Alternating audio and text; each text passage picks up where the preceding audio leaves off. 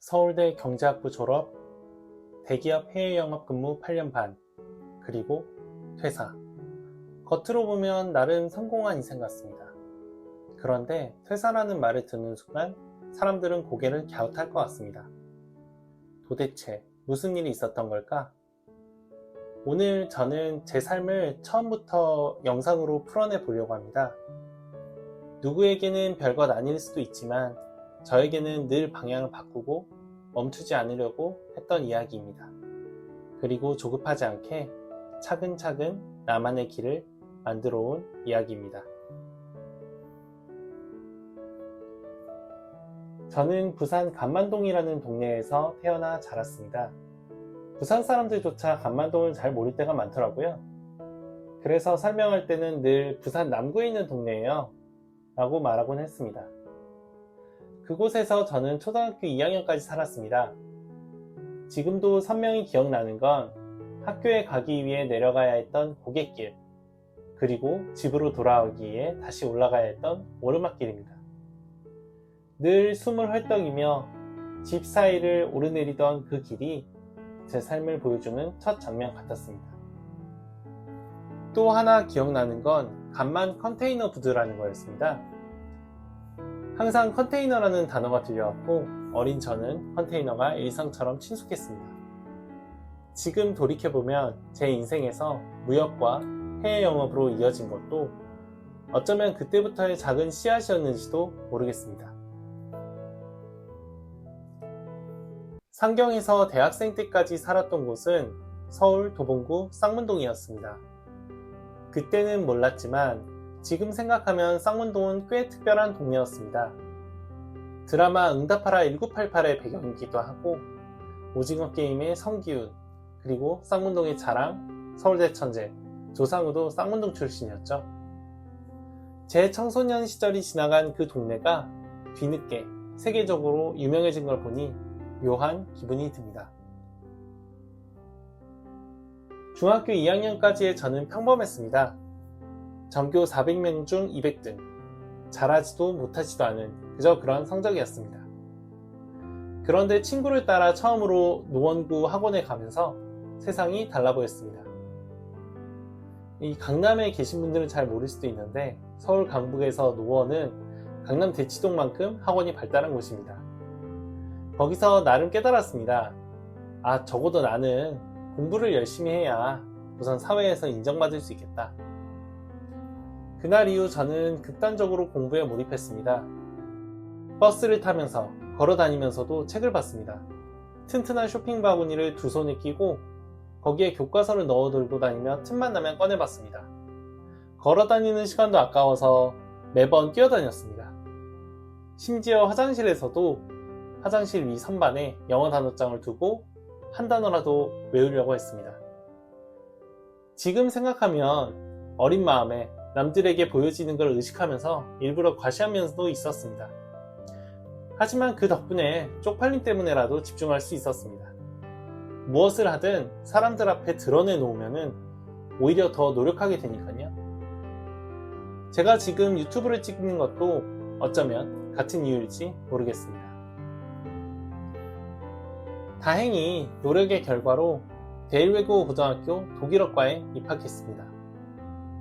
그것에서도 저는 한결같았습니다. 1학년 때부터 야간 자율학습을 하루도 빠지지 않았고 아팠던 날 딱 하루 빼고는 늘 학교에 남아 공부했습니다. 주말과 방학에도 학교에 나가서 공부했습니다.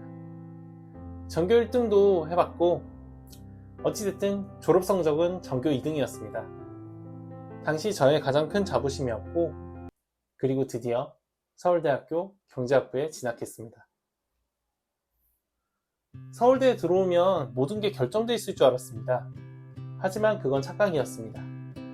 계속 내가 뭘 해야 할지, 그리고 나는 어떤 사람인지, 어떤 사람이 되고 싶은지 이거를 계속해서 고민을 했어야 했습니다.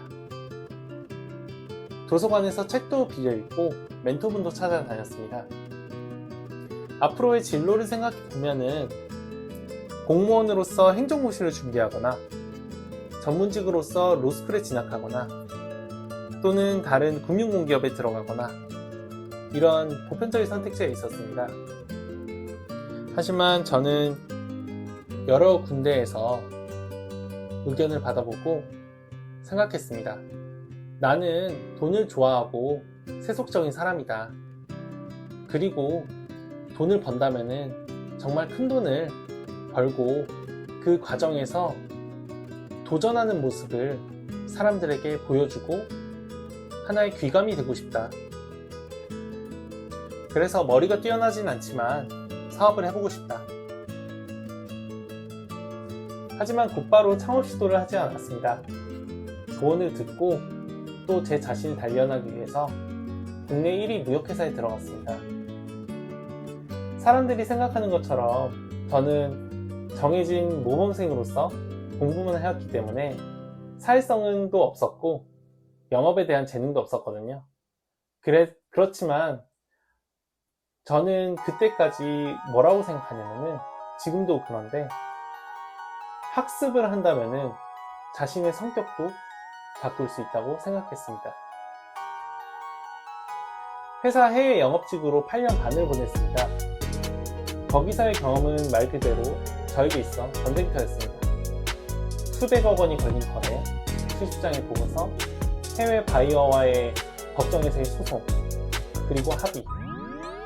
시차를 무시하고 밤새 이메일, 전화를 주고받으며 협상하는 날들, 평소에 가보지 못한 나라에 출장으로 다녀오면서 계속 미팅하기. 그 속에서 작게나마 저는 영업이 무엇인지, 사업들이 어떻게 돌아가는지 피부로 배울 수 있었습니다. 그리고 깨달았습니다. 아무리 힘들어도 나는 성과를 내면 괜찮구나. 하지만 동시에 이 길이 내 마지막 길은 아니라고 느꼈습니다. 주변 동료들이 많이 물어봤습니다. 왜 퇴사하는지, 불안하지 않은지. 솔직히 말해서 불안합니다. 매일 아침 이메일부터 확인하던 습관이 여전히 그립기도 하고, 경제적으로도 지출을 많이 줄여야 되고 안정감은 확실히 사라졌습니다. 그럼에도 불구하고 저는 방향을 바꿔야 했습니다. 중학교 2학년 때 공부로 방향을 바꿨던 것처럼, 대학생 때 영업으로 핸들을 꺾었던 것처럼 이번에도 인생의 핸들을 꺾었습니다. 지금 나에게 편안한 것을 버려야 새로운 길을 만들 수 있기 때문입니다. 저는 제 자신의 삶을 멧돼지 같은 삶이라고 생각하는데요. 숲을 헤치면서 상처투성이가 되더라도 자기만의 길을 만드는 삶, 그게 저는 멋있어서 그렇게 살고 싶었습니다. 혹시 여러분도 지금 갈림길에 서 있지 않나요? 나에게 안정적으로 보이는 길로 갈지, 아니면 불확실하지만 진짜 원하는 길을 갈지. 앞으로도 저는 제 이야기를 숨김없이 나누겠습니다. 누가 보았을 때에는 이게 무슨 도전적인 삶이야, 탄탄대로를 걸어왔는데, 모든 사람에게 도전적인 삶을 살 수는 없을 거라고 생각을 합니다. 제 나름에게 있어서 조금씩 방향을 바꾸는 것, 그게 어떻게 보면 더 현실적인 이야기라고 생각을 하거든요. 이런 저를 계속 지켜보고 싶으시다면 구독과 좋아요, 알림 설정 부탁드립니다. 그리고 제 첫 라이브가 8월 30일 토요일 오후 4시입니다. 그날 여러분과 직접 만나 제 이야기를 이어갈 수 있도록 하겠습니다. 다른 영상도 시청 부탁드리고요. 긴 시간 제 이야기를 들어봐 주셔서 감사합니다. 김용현이었습니다.